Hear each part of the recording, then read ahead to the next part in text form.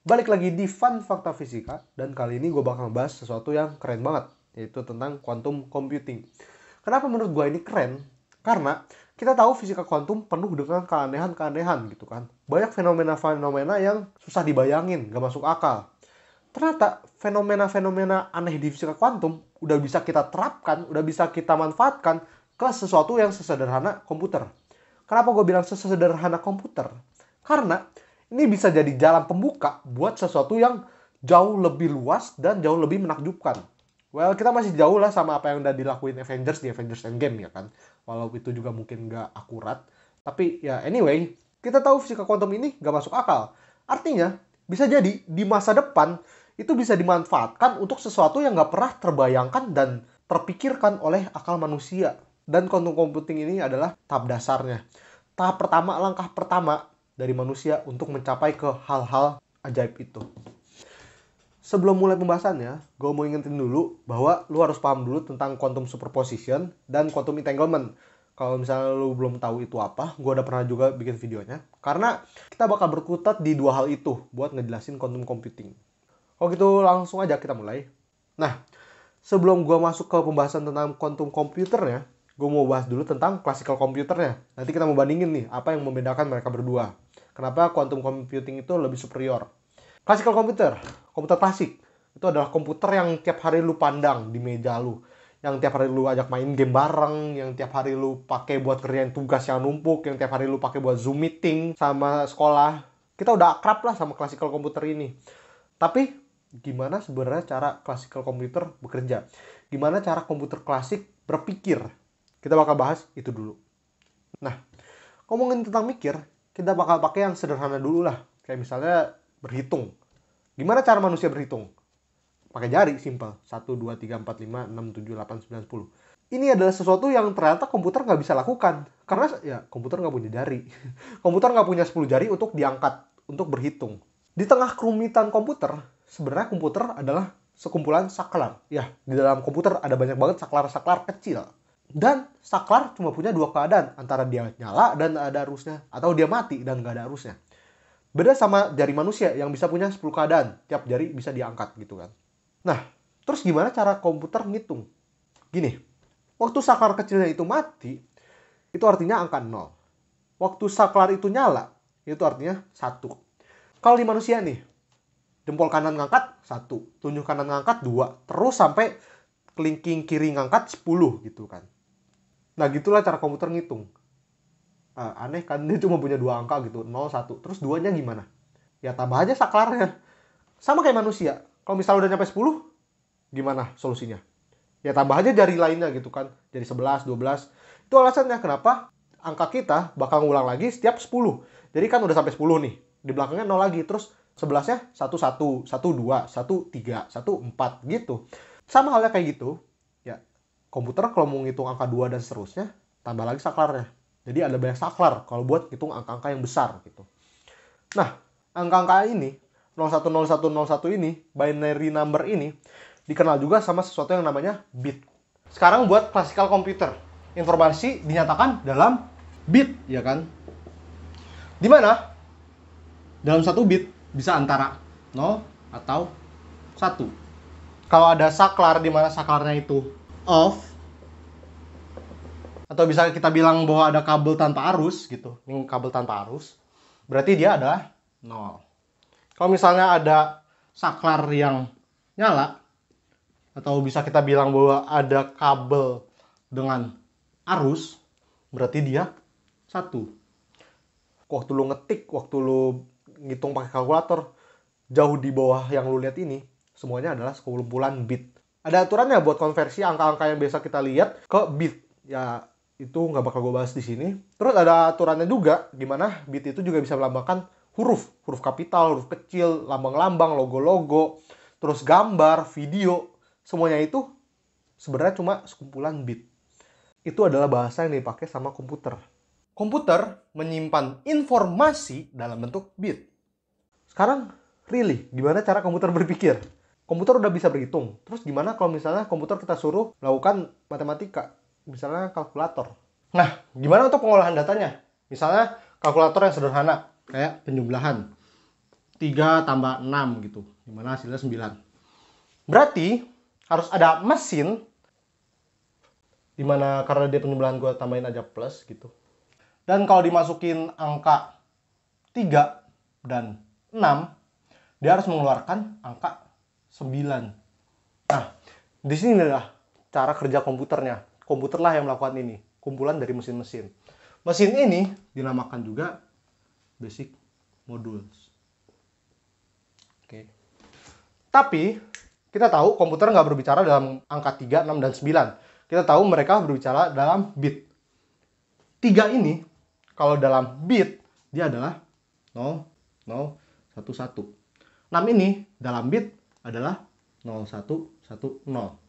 9 ini dalam bit adalah 1, 0, 0, 1. Artinya, ada kumpulan kabel-kabel yang dimasukin ke sini dan mengeluarkan kabel-kabel lainnya. Kabelnya ini yang dimasukin ke sini, ada kabel di mana yang ini ada arusnya, yang ini ada arusnya, yang ini nggak ada arusnya, dan yang ini nggak ada arusnya. Terus ada kumpulan kabel lagi yang di sini nggak ada arusnya, di sini ada arusnya, di sini ada arusnya, dan di sini nggak ada arusnya. Dan harus ada sekumpulan kabel lagi yang keluar dengan konfigurasi dia di sini ada arusnya, di sini nggak ada, di sini nggak ada, di sini ada. Gitu. Nah, gimana cara mesin ini bekerja? Gimana cara basic modules bekerja? Gimana cara basic modules bisa membuat sekumpulan kabel dengan konfigurasi kayak gini, mengeluarkan konfigurasi yang lainnya, yang hasilnya adalah penjumlahan yang diharapkan? Jawabannya adalah, basic modules terdiri dari rangkaian mesin-mesin yang lebih kecil lagi, yang namanya logic gates. Kayak gini. Nah, jadi logic gates ini banyak macamnya lagi nih. Ada NOT, AND, NAND, OR, NOR, XOR, XNOR. Ya macam-macam lah. Dimana kalau ada inputnya, dia bisa mengeluarkan output. Dengan input-output yang berbeda di tiap gatesnya. Di sini di gates NOT misalnya dimasukin 0 keluar 1, dimasukin 1 keluar 0. Di sini AND kalau misalnya 00 keluar 0, 01 keluar 0, 10 keluar 0, 11 keluar 1. Macam-macam lah. Komputer kita ini terdiri dari chip-chip. Dan chip terdiri dari basic modules. Dan basic modules adalah serangkaian gate. Dan gate adalah serangkaian transistor. Dan transistor adalah apa? Ya, transistor adalah saklar-saklar itu. Lu bisa bayangin lah, chip aja udah kecil gitu kan. Terus di dalamnya masih ada sekumpulan basic modules, masih ada gate, masih ada ini. Kecil banget lah pokoknya. Kita tahu dulu komputer tuh gede-gede banget gitu kan. Terus makin lama makin kecil, makin kecil, makin kecil. Kita tahu manusia itu hobinya mengecilkan segala sesuatu biar makin praktis, makin ringkes. Nah, ternyata kita udah sampai di batas di mana kita nggak bisa mengecilkan lagi. Kenapa? Bukan karena teknologi kita kurang advance, bukan karena teknologi kita kurang canggih, tapi karena alam yang melarang kita. Kenapa? Karena kita udah sampai di batasan di mana kita udah mengecilkan banget segala sesuatu sampai hukum yang bekerja itu udah berbeda. Bukan lagi hukum klasik, tapi hukum fisika kuantum.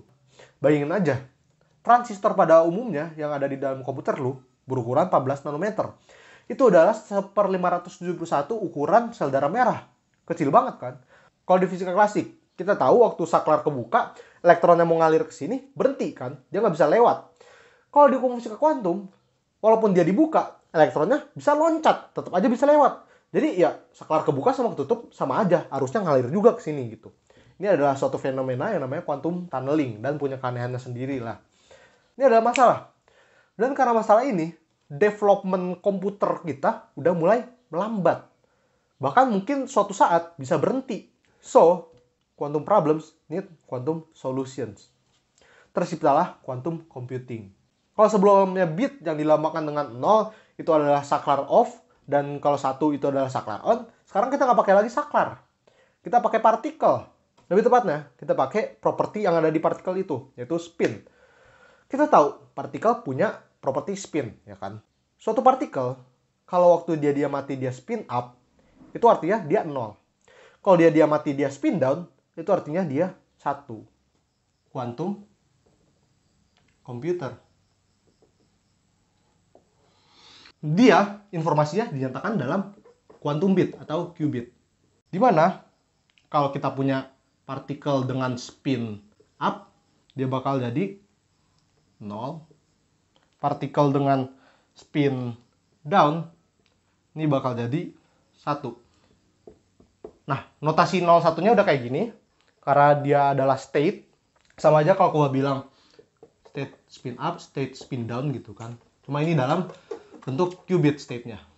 Kita tahu kalau di fisika kuantum dia nggak cuma bisa 0, nggak cuma bisa 1, dia nggak cuma bisa spin up, nggak cuma bisa spin down, tapi bisa keduanya dalam waktu yang bersamaan. Dia bisa dalam keadaan superposisi. Oke. Jadi qubit ini bisa 0 atau bisa 1 atau bisa superposisi. Inilah keunggulan si qubit dibandingkan bit. Kalau yang tadi saklar, kan nggak mungkin saklar bisa nyala dan mati dalam waktu yang bersamaan, ya kan? Kalau di quantum computing ini, partikel bisa spin up dan spin down dalam waktu yang bersamaan. Nah, state superposisinya dinyatakan dalam alfa 0 plus beta 1 gitu. Kenapa ini superior? Sekarang kita lihat dulu yang classical bit. Untuk mengetahui satu bit secara spesifik, kita butuh berapa informasi? Kita butuh berapa angka? 1 gitu kan. Untuk mengetahui satu bit, kita cuma butuh satu angka, di mana angkanya itu antara 0 dan 1. Artinya, untuk mengetahui satu bit, kita butuh satu informasi atau satu angka.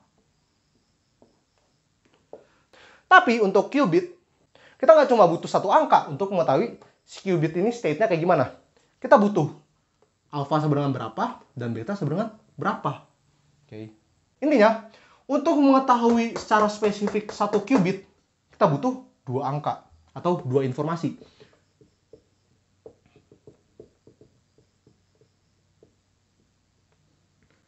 Dengan kata lain, kalau kita udah punya satu bit, kita udah punya satu informasi.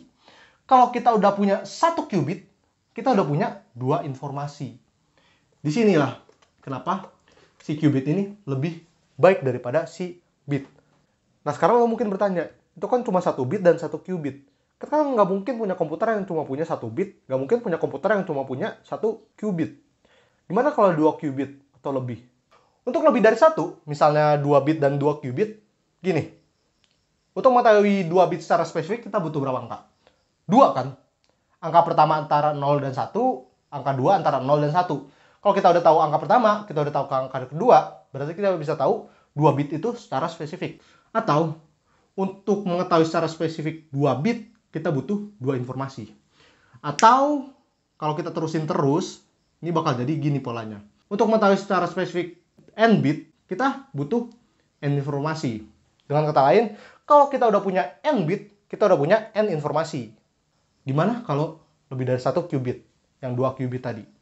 Ada satu fenomena unik lainnya dari si fisika kuantum, yaitu quantum entanglement. Kalau kita mau punya 2 qubit, berarti kita butuh 2 partikel, ya kan? Dan 2 partikel ini bisa entangled, bisa terikat. Dia udah nggak lagi punya state yang terpisah, tapi dia punya state yang terhubung. State-nya satu. Nah, untuk 2 partikel, secara umum, state-nya ini alpha 00 plus beta 11 plus gamma 01 plus delta 10. Ini dia entangled state yang secara umumnya.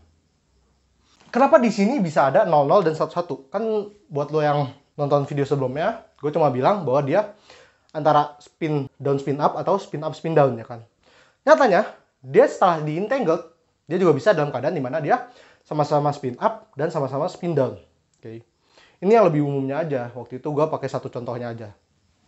Nah, untuk mengetahui secara spesifik state dari si 2 qubit ini butuh berapa angka? 1, 2, 3, 4. Alpha, beta, gamma, delta, ya kan. Untuk mengetahui informasi dari 2 qubit yang fully entangled, kita butuh 4 informasi. Ini bisa kita lanjutin terus sampai dapat pola. Untuk mengetahui state yang spesifik dari n qubit, kita bakal butuh 2 pangkat n angka atau 2 pangkat n informasi. Atau kalau kita udah punya n qubit, di dalamnya sudah terkandung 2 pangkat n informasi. Nah, di sini kelihatan jomplangnya. Ya kan? Kalau kita punya 300 qubit, kita bisa punya 2 pangkat 300 informasi. Sedangkan di sini 300 bit cuma punya 300 informasi. 2 pangkat 300 itu adalah jumlah partikel yang ada di alam semesta. Nah, gimana untuk pengolahan informasinya? Yang tadi kan pakai logic gates, basic modules gini. Ya, untuk qubit juga ada gate-nya. Tapi tentunya gate-nya udah nggak sama lagi. Bisa ada gate yang meruntuhkan superposisinya, bisa ada gate yang manipulasi superposisinya, dan segala macam. Ya, itu jauh lebih kompleks daripada memahami gate yang ada di classical computer. Tapi intinya, dia juga bisa diolah si state-state dari si elektron ini. Terus, apa pengaplikasiannya? Apa yang bisa dilakukan oleh quantum computer, tapi nggak bisa dilakukan oleh classical computer? Jadi gini, sekarang jaringan sosial lu, media sosial lu, terus kayak rekening bank lu, itu terenkripsi. Ada semacam sistem yang bisa menjaga privasi lu dan kerahasiaan lu. Ya, itu berita bagus kan. Dan classical computer itu tidak bisa dengan mudah memecahkan enkripsi.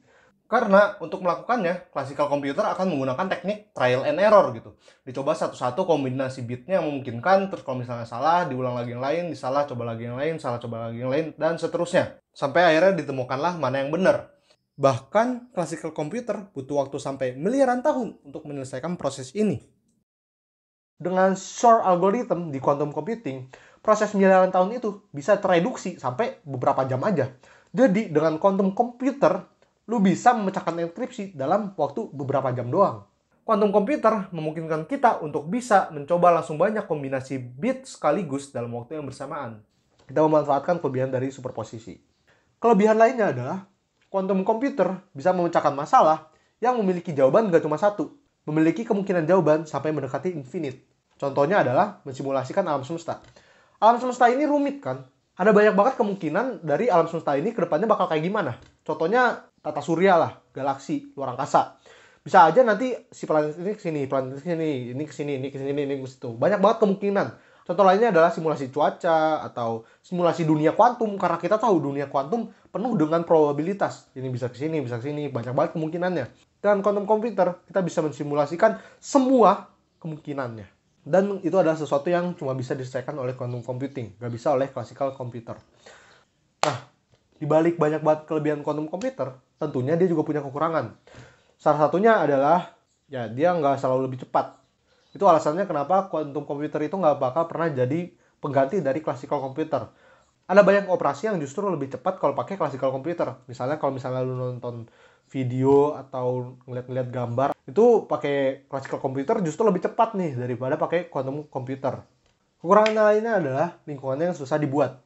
Kita tahu untuk membuat quantum computer itu kita harus menjaga superposisi dari suatu partikel, ya kan? Nah, ternyata untuk menjaga superposisi dari suatu partikel ini, untuk mencegah dia dari collapse, itu susah banget. Kita harus menciptakan lingkungan yang benar-benar stabil, yang benar-benar nyaman buat dia. Salah satunya adalah dengan suhu mendekati minus 273 derajat Celcius atau 0 Kelvin, yaitu absolute zero. Nah, itu adalah sesuatu yang gak mungkin banget dilakukan oleh kipas RGB di komputer gaming lu sekarang gitu kan. Itu gak sederhana untuk bikin lingkungan sedingin itu. Si partikel ini harus bebas sama sekali dari radiasi. Si partikel ini nggak boleh terganggu oleh partikel lain di sekitarnya. Banyak banget faktor-faktor kecil yang bisa sangat mengganggu si superposisi ini. Karena superposisi itu sangatlah rapuh. Nah, sampai sekarang ini, quantum computer itu masih terus dikembangkan dengan harapan sesegera mungkin dapat dikomersilkan. Nah, terus gimana kalau udah dikomersilkan? Gimana kalau banyak orang udah bisa punya quantum computer? Kita tahu kan quantum computer itu bisa memecahkan enkripsi. Terus nanti rekening bank lu, keamanan-keamanan digital lu bisa diterobos sama orang yang punya quantum computer. Kayak yang gue bilang tadi, quantum problems need quantum solutions. Ternyata solusi dari permasalahan ini adalah dengan menggunakan prinsip hukum fisika kuantum itu sendiri lagi gitu. Dengan memanfaatkan prinsip dari fisika kuantum, kita bisa membangun jaringan komunikasi yang jauh lebih aman daripada enkripsi. Pemanfaatan fisika kuantum di komunikasi ini disebut juga sebagai quantum communication. Dan gimana caranya dengan fisika kuantum kita bisa menciptakan jaringan komunikasi yang aman, gue nggak bakal bahas di sini. Gue bakal bahas di video berikutnya. Jadi, till we meet again.